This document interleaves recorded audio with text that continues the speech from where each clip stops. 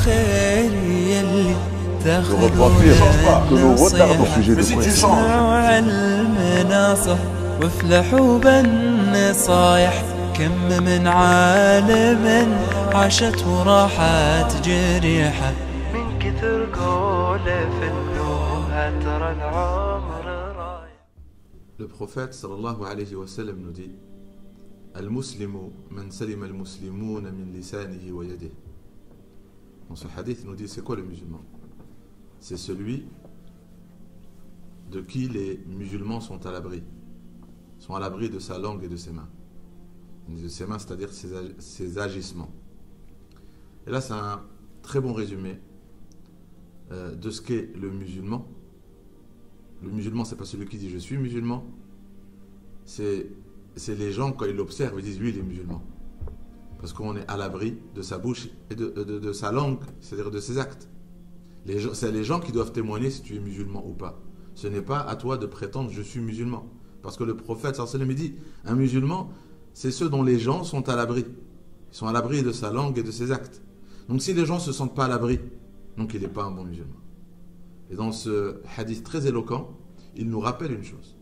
Il nous rappelle que l'islam, ce n'est pas un nom, ce n'est pas une ethnie, ce n'est pas un nom de famille comme on hérite d'un nom de famille.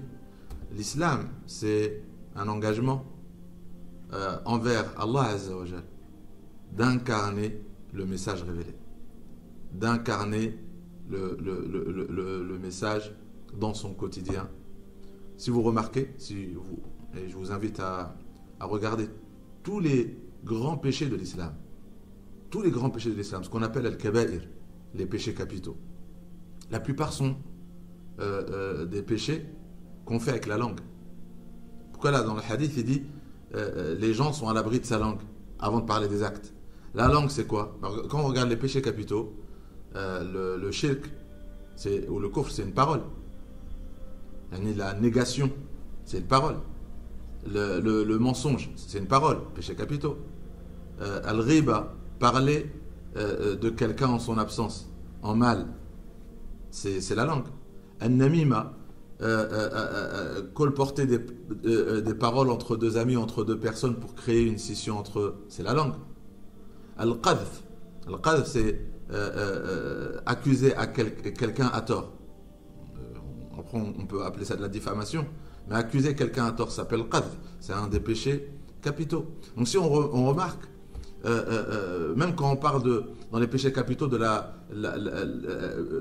désobéissance des parents ou manquer de respect aux parents, le Coran il a illustré des choses qui viennent de la langue. Ne dites pas ouf, c'est-à-dire ne soupirez pas leur visage. Et pourtant dire ouf aux parents, c'est-à-dire d'être lassé de leurs demandes ou d'être lassé de les servir et de juste soupirer ouf, et c'est pourtant une articulation de nos lèvres. C'est un péché capitaux. Et donc, après, quand on vient des actes, après vous connaissez les actes, le saliqa, le voler, c'est un acte. La magie, c'est un acte. Zina, la fornication, c'est un acte.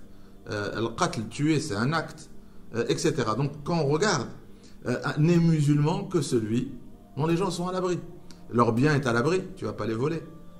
Ils se sentent, leur vie est à l'abri, ils ne se sentent pas menacés de te voir. Et dans ce hadith prophétique, il résume toute la religion. Toute la religion. L'islam, donc, c'est pas juste une déclaration que tu dois faire, c'est pas un mot que tu vas mettre sur ton t-shirt, ce n'est pas comme un nom de famille, ce n'est pas une ethnie, ce n'est pas une couleur de peau. L'islam, c'est que les gens soient à l'abri de ta langue et à l'abri de tes actes, de tes mauvais actes. Celui qui est au service de son frère, Allah Azza wa Jal sera son service.